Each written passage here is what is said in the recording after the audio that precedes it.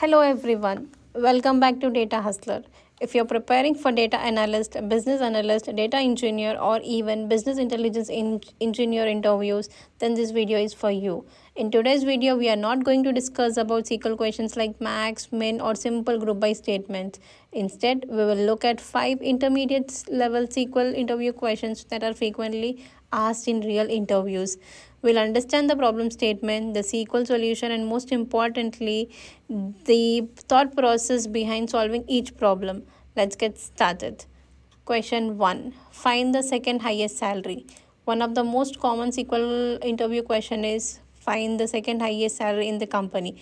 A lot of beginners immediately think of using max, but the interviews usually expect you to demonstrate knowledge of Windows function. Let's look at the solution. The dense rank function assigns ranking based on salary. Highest salary gets rank 1. Second highest salary gets rank 2. Third highest salary gets rank 3. Suppose salaries are 90,000, 85,000, 80,000, 75,000. The ranking becomes 1, 2, 3, 4. When we filter where rank is equal to 2, we get the second highest salary. This approach is much better than nested subqueries because it handles duplicates correctly and is easier to extend. Just an interview tip. Whenever you hear phrases like highest, second highest, top and nth highest, you should immediately think about window functions. Let's move to question 2. Highest paid employee in each department. Now let's increase the difficulty. The question is find the highest paid employee in every department. Notice something important. We don't want one highest paid employee in the company. We want one highest paid employee for each department. Let's see the solution. Let's break this down. The partition by clause creates separate groups. One for HR, one group for IT, one group for finance. Then within each group, salaries are ordered from highest to lowest.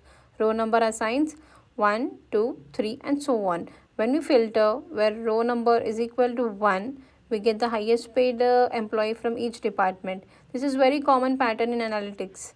In real projects, you might use it for top customer by country, top product by category, top performing employee by team, and many similar business problems. Moving on to our next question. Question 3. Employees earning more than the department average. This question is interesting because it combines aggregation and filtering.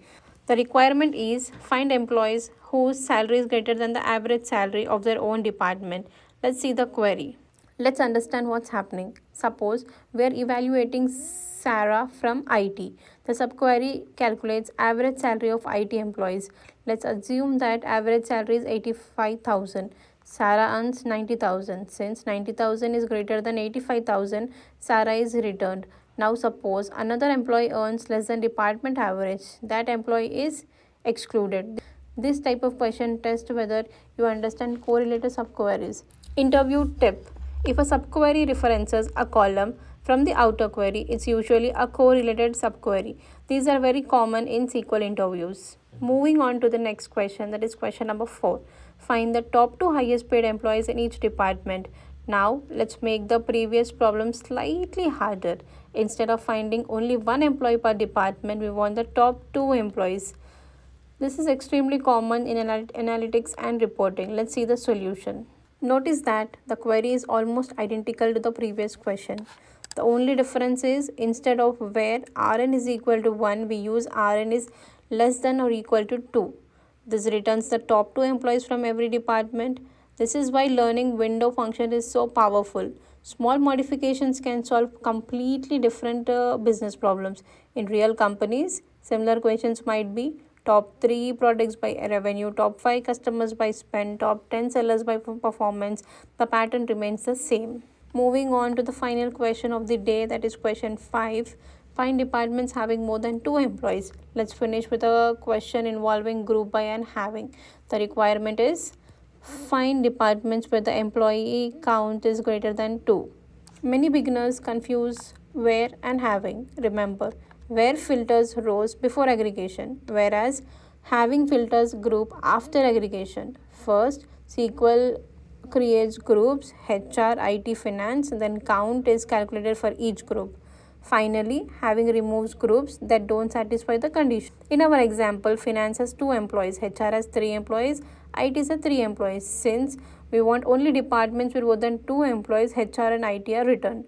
These were 5 intermediate SQL interview questions that every aspiring data analyst, business analyst, data engineer, and business intelligence engineer should know.